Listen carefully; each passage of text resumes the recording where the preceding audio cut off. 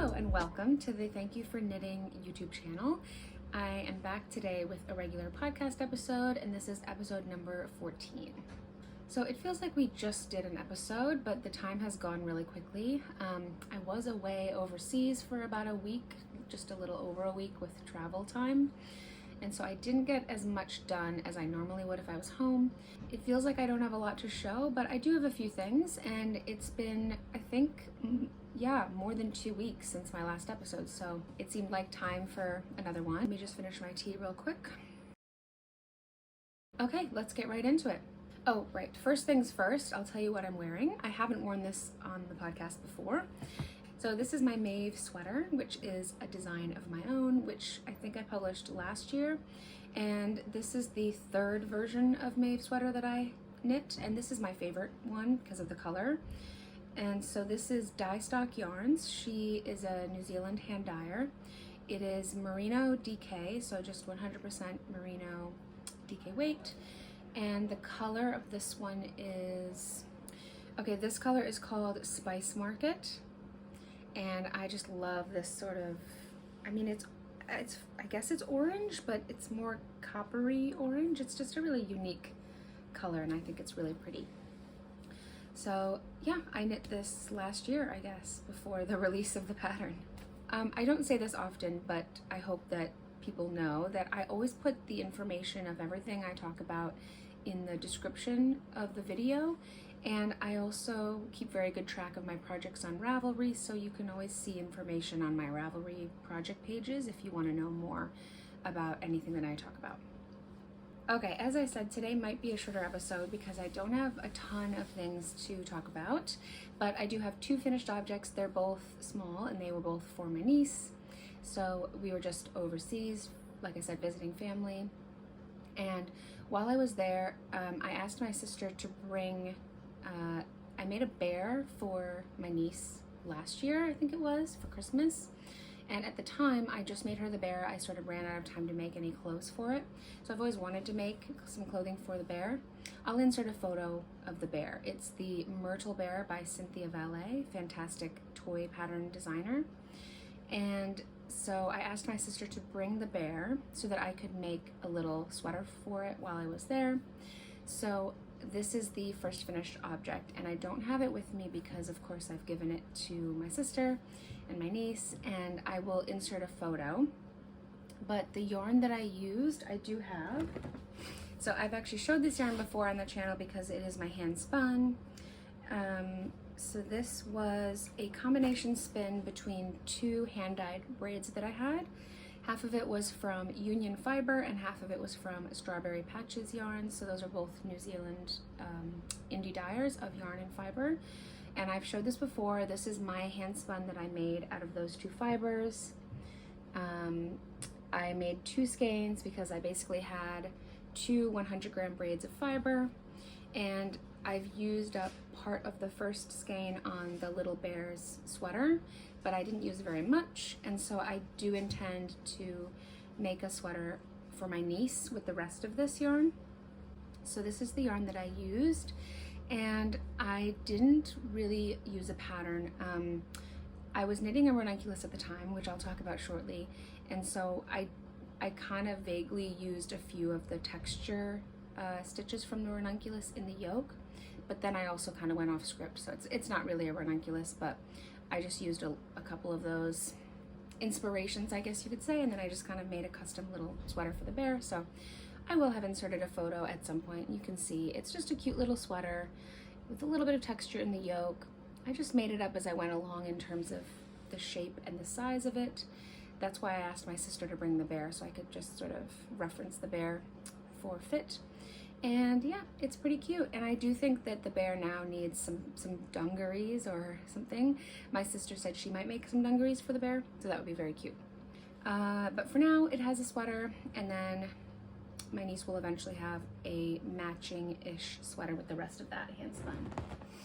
So that's it, quick and easy. That's my first finished object. It took like a day and a half of knitting, something like that, while I was away.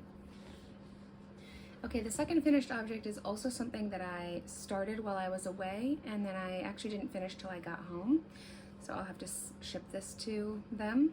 but this is also for my niece. This was actually kind of requested by my sister because I made one once before for my niece, and she said it was one of the most useful items that she had for her in the winter. It's also extremely cute. I'll insert an image of the pattern, and I might even insert an image of the first one that I made my niece. I made it when she was quite little, and now she's 2.5. And so my sister asked for a bigger one. The pattern is called Little Gnome Hat by Bernat Design Studio, and I'm fairly certain it's a free pattern. Yeah, it's a free pattern. It's super cute, and by all reports, it's practical, so highly recommend. So this time I made the largest size of the pattern, which is a 4-year-old size, and my niece is 2.5, but you know, she'll grow into it, and I think her head is already nearly the size of an adult head. And this does fit me. I put this on myself, so this should fit her ideally for a long time. So this is the project. It's a little hard to show when it's not on a head, but yeah, it's a little gnome hat. This is the side view. So it's just this cute little pointy top, ribbing around the face, and then the neck part. And yeah, it's really, really cute. So the yarn that I used is something that I dyed myself years ago, just for fun. I can't remember the exact fiber blend, but I know it was an African Expressions yarn.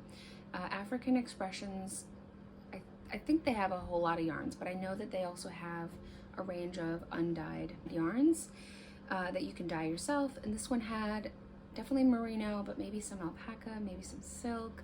Can't remember for sure. But yeah, I just dyed it these random colors. So yeah, I cast it on August 9th, finished August 14th. It's a relatively quick knit. It's very, very easy. And yeah, I definitely recommend it. I just think it's so darn cute. So that is my second finished object, and I only have 2 finished objects today, but I do have quite a few whips to talk about. So I guess I'll show you first progress on whips that I've talked about before, and then I'll show you newer ones, kind of in that order. So my Honeycomb Cardigan, I love this design so much. I just haven't made a lot of progress because I didn't take it on my trip with me, and it's you know, it's a pattern where you have to be referencing a chart, which is easy enough, but it just means for me that I can't really knit this in the car or on the go or really at knit night necessarily. I mean, I can knit it at knit night, but it's one that I typically keep at home so that I can just sort of have my chart out and be able to pay a bit more attention. So this one has not gotten the love that it deserves, and I really intend to get on it more because it's such a beautiful, beautiful design, beautiful yarn, and I do want to finish it ideally soonish. So yeah, it's not that much further than it was last time I showed you, but again, this is my Honeycomb Cardigan, patterned by Sedna Yang. I'll insert a photo.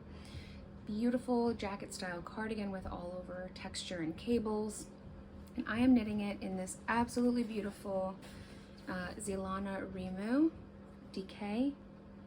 So it's possum and merino, 60/40 NZ merino, and then brushed up possum fur. So it's really, really soft and lovely. The possum fur gives it this beautiful halo. I really love this project. Like I said, I just, you know, I was traveling, busy, whatever, but I'm gonna crack into this and try to make more progress because I'm really happy with how it's going. So this is how far I've gotten. We've got the back, of course, which is where you start. I finished my 2 fronts down to under the arms, and then I've joined, so it's all one big piece now. And you can see that it suddenly got plain here. That's because we're knitting the inside of where the pockets are going to be, and then later I think we pick up stitches and knit the pockets. Otherwise, yeah, I'm just following charts for all of the different cables. And yeah, it's looking great. I don't actually have that much longer to go on the body before the ribbing, so I think I can finish the body maybe this weekend, and then I just have to knit the sleeves and all the edgings. But what to say about it? I'm knitting the medium size. I'm using a 4.5mm needle. Oh, the color of the Zealana Rimu is Flax, which is such a beautiful caramely brown.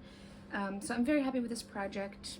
Not too much to say, not too much progress, but thought I'd give a quick update anyway. I'm hoping, again, next time you see it, that there will be more done. So that's my honeycomb cardigan, and that is one of my projects for the Kiwi Make Along. So theoretically, I should probably try to finish before the end of August, which gives me a couple more weeks. That being said, I'm also just not that fussed about finishing it by then. It's kind of arbitrary, so I'll just, you know, I'll knit as much as I want to and finish it eventually. That's my honeycomb cardigan. Okay, another project that I've made a little bit of progress on, not a load of progress, is my zipper sweater light by PetiteKnit. This pattern is beautiful. I'll insert a photo. I've wanted to knit it for a very long time. It just seems like a really wearable item. I've never done a knit that has a zipper in it before, so I'm excited to, you know, sew in a zipper for the first time. And these yarns I had in my stash for a while too. I just absolutely love these colors. So the yarns are from Yarnfloozy, Katrine. She is a local hand dyer here in Auckland. And this is her color Galaxy, which is like a moody, dark, plummy purple, but it has these beautiful gold bits as well. So this is Galaxy. And this one is on her Machinist base, which is merino yak nylon. And then this is her Mohair silk lace weight. So I'm holding those together. And I haven't made tons of progress, but I've made a little bit of progress. I finished since I've seen you last, I finished the collar, which was a little bit slow because it was just, I don't know, 8 inches or so of 1x1 rib. And then you fold it over and join. So there's my collar all done. So squishy and lovely. And then I've started, I finished the short row section and I'm working on the raglan increases. And yep, they're looking good. Hopefully you can see, I just love the colors, love the yarns, and definitely want to have this item to wear. But again, not in a huge rush, just knitting it when I have time. I'm knitting the size 2, and I am using the recommended needle sizes. So yeah, there's my zipper sweater light. Okay, now I have a few new cast-ons since last time. So a group of us from Knit Night went down. We recently had Fibertron here. I can't remember if I've talked about it before or not, but there's basically like a season of events in New Zealand of yarn, you know, yarn and fiber events. It starts in May and then it ends in maybe July or August. And there's at least one big event every month, and it seems like every major city has kind of their one big event. So Auckland has Wool Fest, Christchurch has Wool Feast, Wellington has Capital Fiber Fest, Hamilton has Fibertron. I'm probably missing, I know there's other events in other places, and I know there's smaller events as well. I'm sure I'm missing something, but typically I go to Wool Fest where we always trade, and then I do generally go to Fibertron just because we can drive to Hamilton from here, so it's easy, and we don't trade there, so it's fun for me to have an event to go to where I can just walk around and talk to people and not be working. So some of the Knit Night group and I, we've done the last couple years carpooling down with a bunch of us. So a bunch of us went down. I don't think we got a photo of all of us. I think there was 11 or 12 of us, and we just had fun road tripping down, hanging out for the day. I didn't buy much there. I bought just 2 things. I'll show you both of them. And I'm already knitting one of them, and I will knit the other one soon. So that's a good feeling. I've slowed down a little bit on my acquiring of yarn because I already have so much. But I did buy, I couldn't resist. I bought this from Katrine, even though I see Katrine all the time and she works here. She had these special self-striping sock yarns at Fibertron, and I couldn't resist. This is clearly my colors, gold and purple, and I also just can't resist a self-striping sock yarn. So I cast this on as my July socks, and I cast it on the last day of July, I'm pretty sure. Yeah, July 31st. So I've mentioned before, my aim is to cast on a pair of socks every month this year, but I've said from the beginning that I don't have to finish them within the month, but I do have to finish them all before the end of the year. So I'm kind of mentally saving these up for October. I know that I can finish a lot of socks in October because we always do our big Socktober knit along. So I've got my June ones partly done, and then I've got my July ones partly done. I'll finish a bunch of stuff in Socktober. All that to say, here it is. Here's my sock. So the stripes are very cute. Love the colors. And this is a slightly different base of Katrine's. I don't remember the exact fiber, but I know that it has mohair in it. Yeah, merino mohair nylon. So it's like a sock blend with mohair built in. It's really lovely. It has a little bit more of a fuzziness from the mohair, but just a really nice soft feel, and I've knit with it before. I'm very much enjoying it. Just a vanilla sock, my standard recipe, 2.5mm needle, and yeah, that's my July sock. Oh, I should maybe say this is just a one-of-a-kind color. This is not a repeated color. I think typically when Katrine does her self-striping, she just has a fun play with color, and they're all one-of-a-kind. So if you ever are at an event and you see her self-striping yarns and you like them, definitely just buy one because they will not be repeated. So I loved that one. Okay, my next new project that I started, I also started when I was on holiday. I think a lot of you have seen my video that I put out recently about the Ranunculus and reasons why I think it's so popular. And I think, yeah, talking about the Ranunculus definitely got me in the mood to knit a few more. So I actually have 2 new Ranunculuses cast on, but they're very different. They're in different yarns. And so, yeah, I'll show you this one first. So I'll insert a photo of the pattern so you can see the original. And again, if you want to know all about this pattern and why people knit so many of them, feel free to watch my video about it. But yeah, this one is in Erika Night Studio linen. Let me show you it first. So that's that. So it's in this lovely white linen. The color of this particular one is called Milk, and it's just basically white, like a natural white, not a bleached white. And the Erika Night Studio linen is a 100% linen yarn. It's a DK weight, and it's it's 85% recycled linen. So if you've knit with linen yarns before, you might know that most linen yarns feel almost like straw, very, very rough, hard in the hands. They usually soften up with wash and wear, so they're lovely, but people can sometimes find them just hard in the process of knitting because they're hard on the hands. This is the softest linen that I have ever felt and also worked with. Because it's recycled, it's sort of pre-softened, which I think is super nice. So I've knit, I think, 4 or 5 shirts in the past with this linen yarn. So I had 5 skeins of this milk color. My auntie wears a lot of sort of flowy linen white things in the summer, and I knew I wanted to knit her something. I was originally planning to knit her the Anchor Summer Tee, which I've knit before, but I was a little concerned that I might not have enough yarn with only 5 skeins, and so that is part of why I ended up choosing the Ranunculus. Also, when we were there on our trip, I saw some of the other summer tops that she wears, and she likes a loose knit fabric. She has a lot of drapey, flowy things, and so I actually thought the Ranunculus would suit her really well. She also I feel like she dresses in a way that's sort of sophisticated, and the lacy detail on this garment to me looks quite sophisticated. So for those reasons I chose this pattern.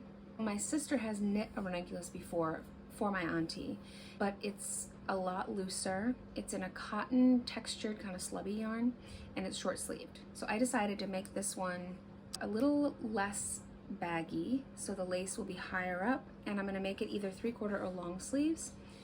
And because it's linen, it'll just be a different garment. And I asked her about it, and she was very into it, so I think she'll be really happy with this garment. So all that to say, I cast this on for my auntie. The idea was that maybe I would finish it while I was there on my trip. I was there for a whole week, and I know that I can knit a ranunculus in a week, but because we were visiting with family and my little niece was there, I just didn't spend nearly as much time knitting as I normally would, which is completely fine. I mean, I was there to see everyone, so I'm okay with that. I made this much progress. My sister knit a section of it because she forgot her knitting one day, and so I told her she could knit on mine. But yeah, I just have to finish the body and do the sleeves, and then I think I will ship it to my auntie when it's done. This is my 8th ranunculus. I'm basically following the yoke pattern exactly as written. That's probably enough about that. That is a beautiful white linen ranunculus for my auntie. Okay, my next project is also a ranunculus. So this is my 9th ranunculus. I really feel like I need to do a 10th now just because 9, it's so close to 10. So I might do another one soon. But this is exciting. So this is one of those times where I really wish you could feel this yarn through the screen. We recently got in, we carry Cardiff cashmere here at the shop, which is 100% beautiful cashmere yarns from Italy. We first brought the cashmere in because we couldn't find any other cashmere yarn available in New Zealand, and I believe that's still the case, that you can't get any other 100% cashmere yarns. So we carry a big color range of the Cardiff Classic, which is just their classic 100% cashmere. It's more of a traditionally spun yarn, but that is just a really good standard classic cashmere yarn. So we carry a range of that, and we recently got in a new base from them called Cardiff Prime. And it's basically, if you think about the fluffy mohair yarns that we all know and love, or the Surrey alpacas, this is like that but made with cashmere. So it is, I mean, it is incredibly soft. It's crazy how soft it is. This is a ball of it. I don't know if you can see just how like gentle and fuzzy and soft it is, but this is a 25 gram ball. It is 68% cashmere and 32% silk. Now, if you're familiar with the standard balls of mohair yarn, mohair silk, they are typically 210 meters per ball. This one has 300 meters in it. So it's really, really good meterage. So before you say to yourself, oh my gosh, it's probably so expensive to make a garment out of it, it's actually not that bad because there's 300 meters per ball. And I'm making the sample to see what we can do, you know, see what can be done in terms of quantity, but I'm gonna see if I can get this whole sweater made with just 4 balls of the cashmere, which is pretty good, and it's just light as a feather. So I'm holding 2 strands double of the prime. The color that I'm using is called, it's number 178. It's called Bhutan. And like I said, I'm trying to see if I can do it out of 4 balls. I'm holding the 2 strands double, and I thought ranunculus was a perfect garment for this yarn combination. I think it'll look so sophisticated and classy in this cashmere yarn. And so yeah, this is my progress. I'm using a 4mm and 5mm needle, so a little bit of a smaller needle size. I just didn't want it to be too loose of a look, but the fluff is really filling out the gauge. So this is it. So far I am following the pattern pretty much in the style that I normally do. So again, I just have plain 1x1 rib. I used a smaller needle for the neck, so a 4mm. And then so far I've done the yoke as written. And I do think the fluff is filling out the gaps. I wasn't sure because the meterage is so good, but it really does. So yeah, I just wish you could feel this through the screen. It's gonna be so nice. So this will be a shop sample to show off the prime. For those of you, by the way, who are local or who have been ordering from us, we did sell a lot of the prime in the first sort of launch. We do have more on the way, so there will be more soon. And we'll have even a few extra colors this time than what we had last time. So this yarn is so lovely. Okay, that's probably enough of that. I wish you could feel it. It's extremely lovely. I'll give you an update later so we can see if we can get a whole ranunculus out of just 4 balls. And yeah, that's the Cardiff Prime. Okay, I've got 2 more whips that are recent. The first one I'm not going to talk about because it is for our Advent that we launched a couple weeks ago. So here at the shop, we are working together with Katrine, who is the Yarnfloozy Yarns. She also works here. And we have been planning for a long time to do this Advent collaboration, which we now have launched, and it is closed now. We got enough orders that we had to close it, so thank you all for that. But we're basically doing 12 mini skeins and then 12 notions that we're putting together. We've curated like a lot of custom notions and things like that for the Advent theme. Oh, I should say the theme is the Herbalist Apothecary Advent. I'll put an image, the image that we put together as the inspiration image. So I'm not gonna show you that shawl for obvious reasons, because it is the shawl that I'm writing the pattern for the Advent. So for those of you who have purchased the Advent, you will get the pattern included in your Advent, and you can knit along as you open the Advent throughout the month of December, or you can wait till later, or don't use the pattern at all, that's fine. And then after the Advent is over, I will just make the pattern available for everyone. So I'm not going to show you any of it because it's a surprise, but that is one of my whips, which you will see eventually. And then my final whip, I will show you. I cast it on this morning, so basically I have no progress, but to be perfectly honest, I didn't want to show up for yet another podcast and not have anything to show, because I've been talking about this project for a while now.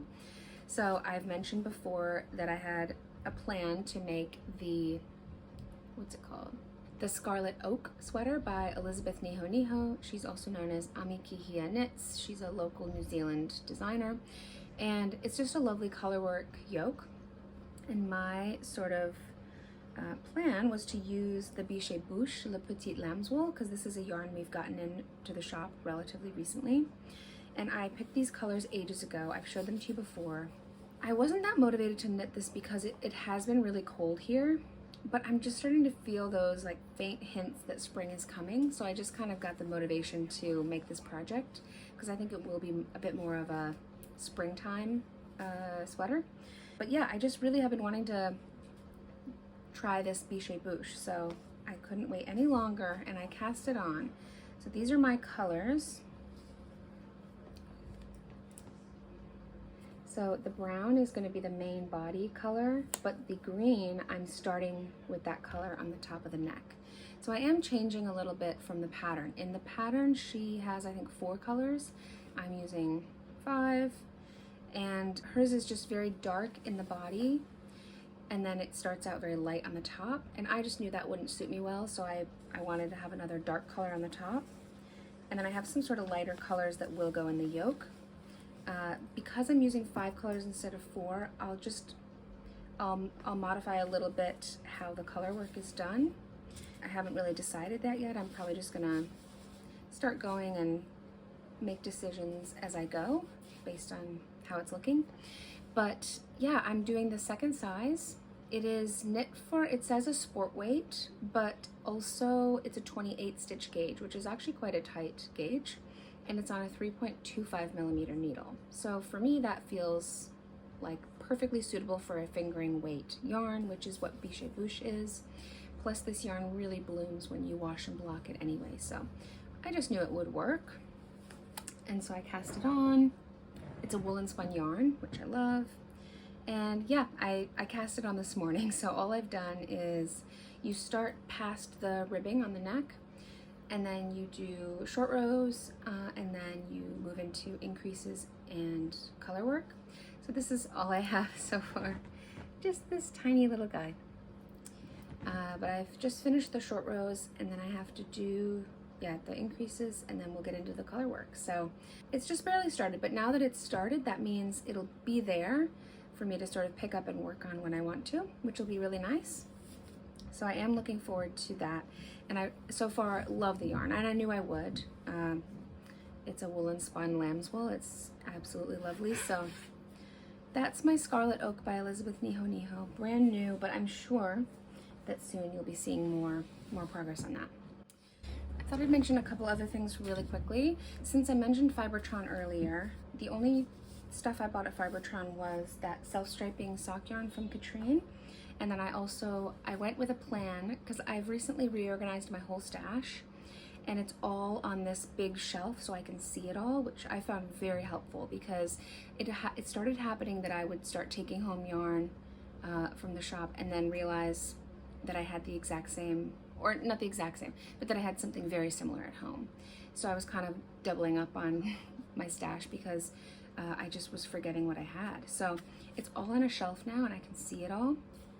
And the shelf is packed very, very full, but at least it's all visible, which is so nice. And when I went through my stash, I realized I have quite a few sweater quantities of yarn, but I have almost no mohair stashed. I think because I just tell myself, you know, we carry so much mohair here at the shop, I always just tell myself, oh, I can get more mohair later, which I totally can. But going to Fibertron, I told myself, the one thing I might buy is a sweater lot of mohair. And I told myself that I would probably buy it from Ginny of Little Acorn Yarn because I knew she would have a stall at Fibertron, and I love her yarns and they're not always readily available. So that was kind of my plan. So I really stuck to my plan. In fact, I said I'll probably buy a sweater lot of mohair from Ginny, and then I'll probably buy a random something from Katrine, which is exactly what I did. So I bought this sweater lot of mohair from Ginny. The color is called the Black Horse. So it's just a very dark, moody sort of color. I think it's so pretty. It feels like it has orange and brown and purple undertones. Just super, super lovely.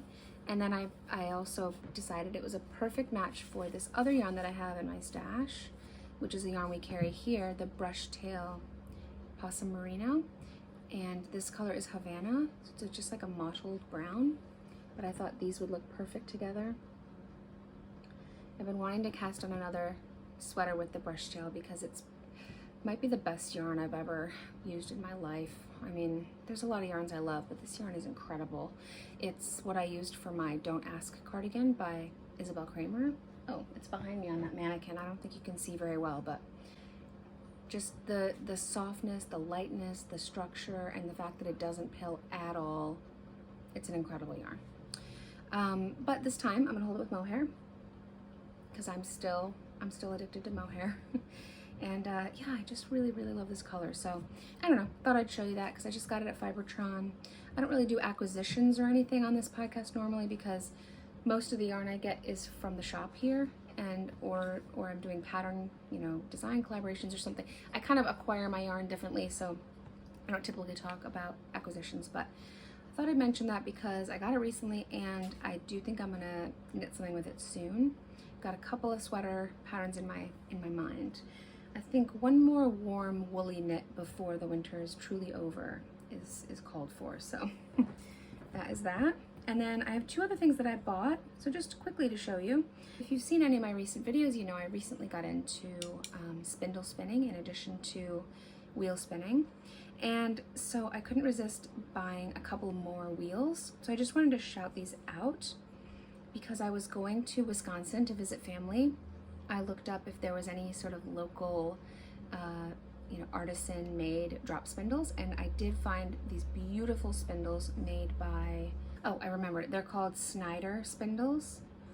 And he even writes like his name. There's like a little carved name on the bottom, and then the weight, yeah, the weight of the spindle, which is actually very helpful.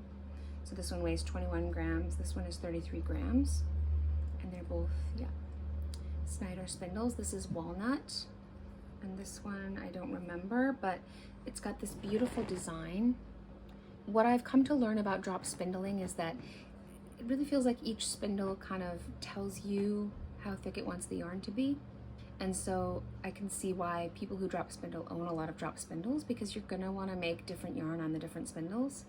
So because I love my 3D printed spindle from Kurt that I got at the workshop, I thought I would get another small Turkish spindle because I really enjoy it. And this one is this beautiful wooden spindle. And then yeah, I wanted to also get just a more standard top whorl spindle, and this one I thought was so beautiful. So I haven't tried this one yet. I've just started working on this one. I'm making more of this sock spin. This was the first turtle that I did. So this was my first spin from after learning, taking the workshop. So I've showed you this before. That's my first turtle, and I've got to make some more to then apply it together for socks. And this is fiber from Union Fiber. And yeah, so I just wanted to shout out Snyder Spindles. If you're in Wisconsin or in America or anywhere that they ship, I guess, they're just beautifully made, I think. And the colors and the little designs are so lovely. And so I highly recommend them. So far I've enjoyed spinning on this one. Haven't spun this one yet, but I plan to experiment soon. So those are my new drop spindles. Okay, I think that's all I have to talk about for today. Thank you all so much for the response to the Ranunculus video. That was really, really fun to do. And I got so many requests to do a video on how to use Ravelry and how to make the most out of it. So I'm definitely planning to put that together. I'm gonna have to put a little more thought into it because of screen recording and stuff like that. So I definitely plan to do a video on that. And I'm a little behind on responding to your comments, but I appreciate them and I will get to them as soon as I can. Otherwise, that's all I had to share for today. I will see you again in the next video, and happy knitting. Bye.